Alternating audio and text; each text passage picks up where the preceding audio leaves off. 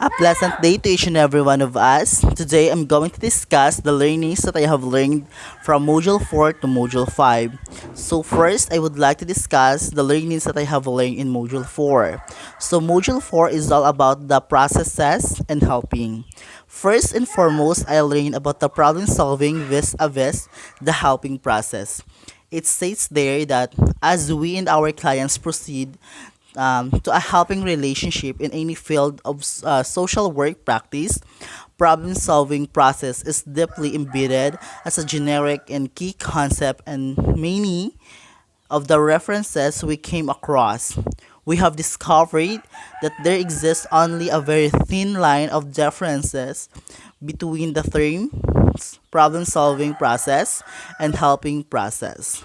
So second, I learned an underpinning concept of the helping process, the person-environment interaction or transaction. So it refers that we know time and again that human behavior and the social environment are interrelated and interdependent concepts interacting in a dynamic way.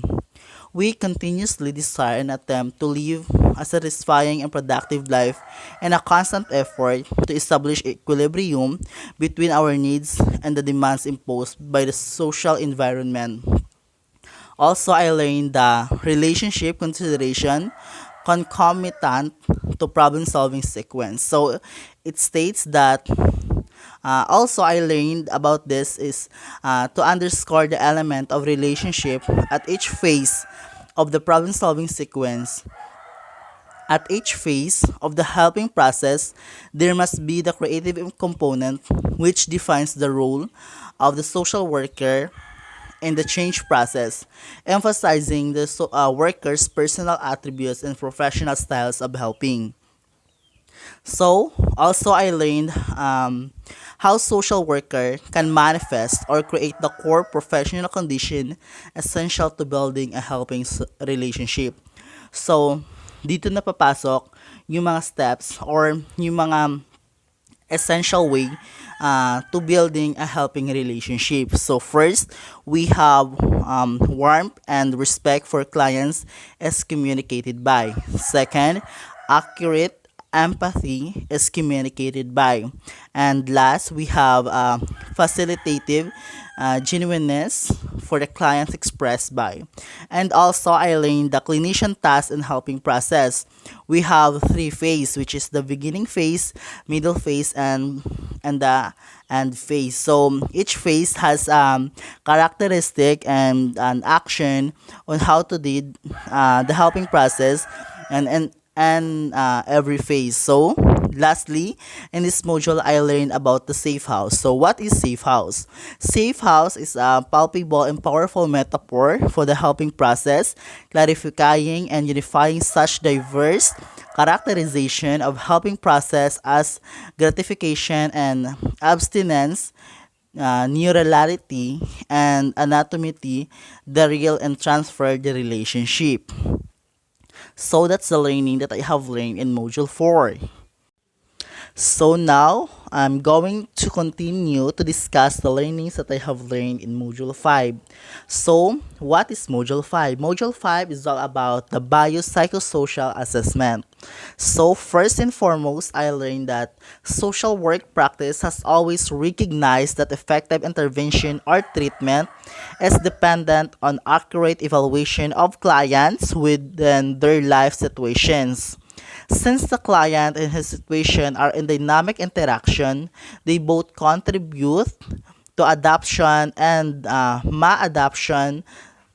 The social worker, drawing from theoretical knowledge, clinical observation, and analytical skills involving from her interaction with the client, makes a professional judgment of the latter's functioning, which is termed assessment.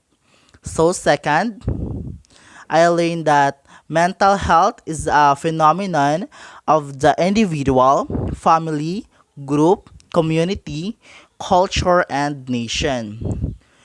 Also, I learned the effects. One of this system affects others. On the individual level, mental health encompasses the expression and management of emotion, cognitions, behavior, and values, as well as the social, occupational, and management skills needed for survival. Physical, psychological, and social dimension are connected. We should always remember that. So, also I learned the three types of goals. So in the bio psychosocial assessment, so first we have final goal, second we have facilitative goal and functional goal. So the worker should cite the goals and not assume that clients understand fully what was agreed upon until both of them openly and directly restate the goals.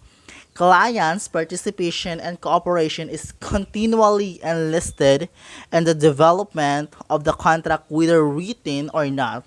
Contracting is undertaken to keep clients moving a steady pace, not to shame or punish breaches. So, also, I learned about the assessment process. When assessing clients, this we should remember this, that we must respect continuity of their life. Assessment incorporates a perspective view of what is hoped for. So in the past module, we tackled the client role, and we should respect their decision while in the helping process or in the assessment. So what is a biopsychosocial assessment? A more precise way of describing clinical social work assessment is its peculiar usage of the term biopsychosocial assessment. The biopsychosocial assessment of an individual encompasses the various situation context of the person's life. So, in the biopsychosocial assessment, we have suggested format that we follow as a clinical social work. First and foremost, when we do assessment to our clients, we follow this format. First, identifying information. This is the information of our clients, the background like that, and also the presenting the problem of the clients. In this, you can state there what is the problem of your client, and also the current situation of your clients, and also the background history of your client. So that's the suggested format that we should follow as a clinical social worker when we do biopsychosocial assessment. Lastly, we have Module 6. So Module 6 is all about the multidisciplinary assessment. First and foremost, I learned about the components of a multidisciplinary assessment. So first, it defines there that a multidisciplinary theme has the resources of diverse specialties, each of which has a unique lens through which to perceive the client. So here's the components of the multidisciplinary assessment. First, we have medical assessment, rapid assessment instruments. Third, we have psychosocial history. Fourth, we have psychological testing. Fifth, we have psychiatric evaluation, mental status examination, and diagnosis. Sixth, we have functional assessment. And also, we have the so-called the areas or dimension of psychosocial functioning that should be included in a mental status examination. So, doon sa mental status examination, merong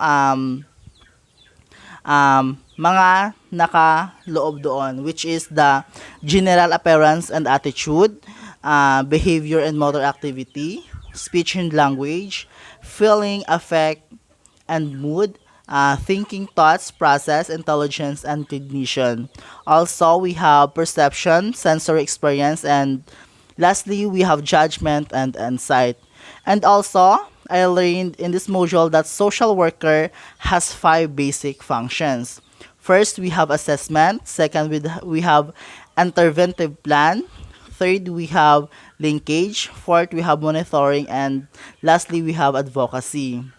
So, lastly, in this module, I learned that the individual's problem are complicated and complex as the requirement for their solution so much that it is also inevitable to seek and expertise of the multidisciplinary themes such as that will be require that coordinated work of other person from other professions. So, minsan yung para magawa yung mga assessment, may mga other professions na nakikipag-coordinate sa mga clinical social work such as yung nurse, psychologists, and doctors. So, that's the learnings that I have learned in Module 6. So, that's all. Thank you.